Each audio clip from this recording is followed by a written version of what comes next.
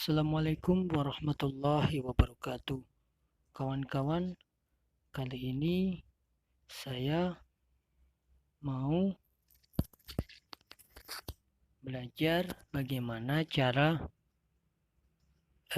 istilahnya membuka mata batin. Setiap manusia mempunyai indera atau mata batin. Tapi mata batin manusia berbeda-beda. Ada yang sudah terbuka, ada yang masih tertutup selaput, ada yang belum terbuka sama sekali. Nah, kali ini saya akan mencoba untuk kita istilahnya tukar kaweru lah. Bagaimana cara kita membuka mata batin.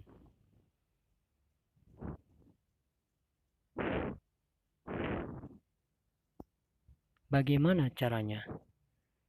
Mata batin bisa dilatih atau dibuka dengan sebuah pembelajaran atau belajar yang kita asah setiap hari. Karena setiap manusia setelah dianugerahi oleh Allah dengan mata batin, cuma mereka ada yang sudah terbuka dan ada yang belum. Mata batin terletak di antara kedua mata, di atas alis, di antara alis, di antara kedua alis, di dahi, di bawah dahi sedikit. Nah, bagaimana cara kita membukanya?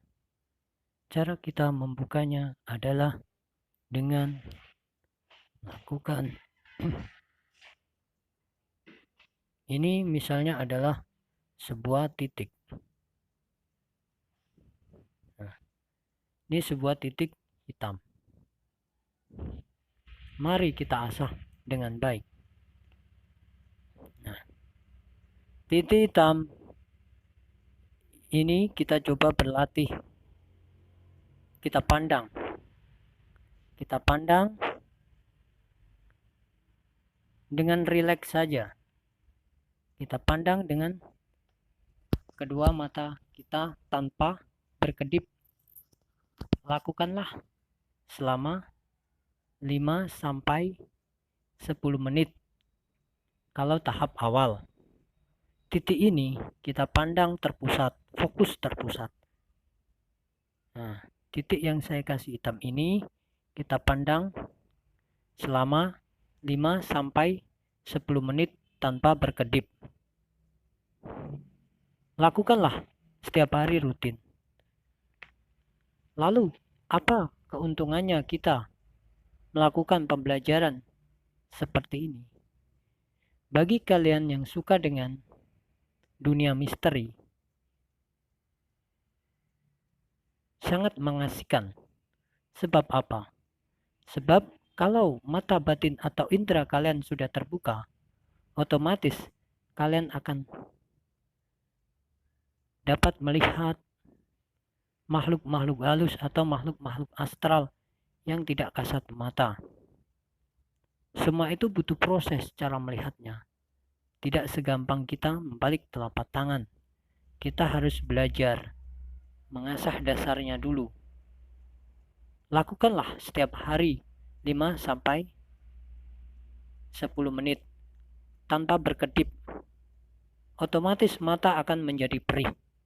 Kemudian lakukanlah selama 6-10 menit lagi.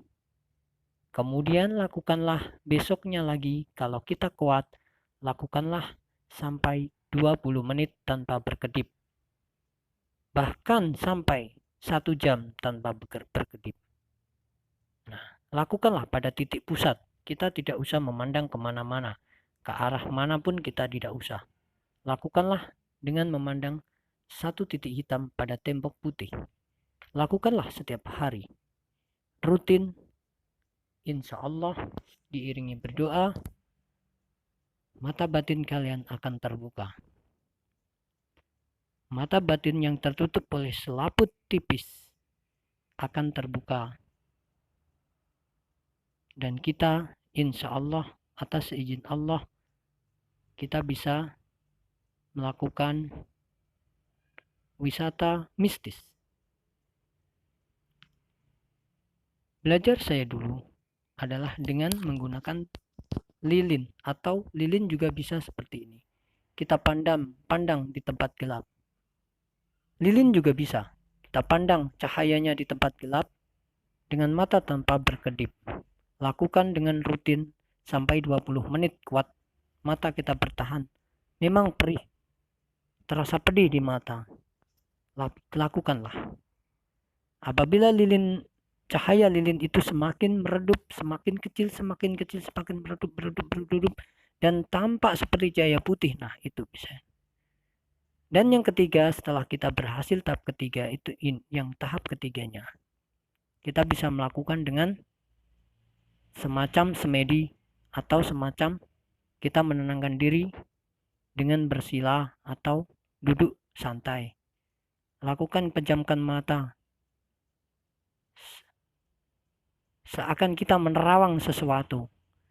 Bila arah batin kita ke arah terbuka ke arah suatu tempat atau dalam angan kita atau bayangan kita ke suatu tempat atau ke suatu, ya gampangnya di suatu hutan, maka arah kita sudah sedikit banyak telah berhasil membuka selaput tipis yang ada di antara kedua alis kita. Itulah letaknya yang namanya indera. Bila setelah pelatihan telah berhasil, lakukan seperti ini, rutin telah berhasil, lakukanlah selama 1 bulan. Apabila telah berhasil 2 bulan, mungkin 3 bulan, tergantung dari kemampuan dari masing-masing latihannya. Kalau telah berhasil, kita akan melakukan seperti seakan-akan kita berada pada posisi bayangan di tengah hutan, atau di antara tempat yang rimbunan atau yang gelap gulita. Nah, itulah letak dari dimensi lain. Nah, itulah cara pembelajaran dasar. Cukup dari saya. Semoga bisa menjadi acuan kita untuk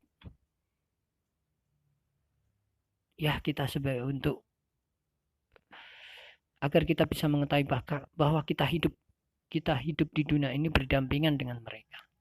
Tidak ada maksud apa-apa. Kita hanya mengolah raga, mengolah pikir kita, mengolah batin kita saja. Kalau kita bisa mengetahui mereka, makhluk-makhluk astral atau apa, maka akan menambah keimanan kita kepada Allah Subhanahu wa Ta'ala. Itu intinya dari pembelajaran ini. Kita tidak berniat apa-apa, bahwa kita memang harus meyakini bahwa Allah juga menciptakan makhluk selain manusia yang hidup di alam halus. Semoga kita semua dapat menambah keimanan kepada Allah Subhanahu wa Ta'ala. Wassalamualaikum warahmatullahi wabarakatuh.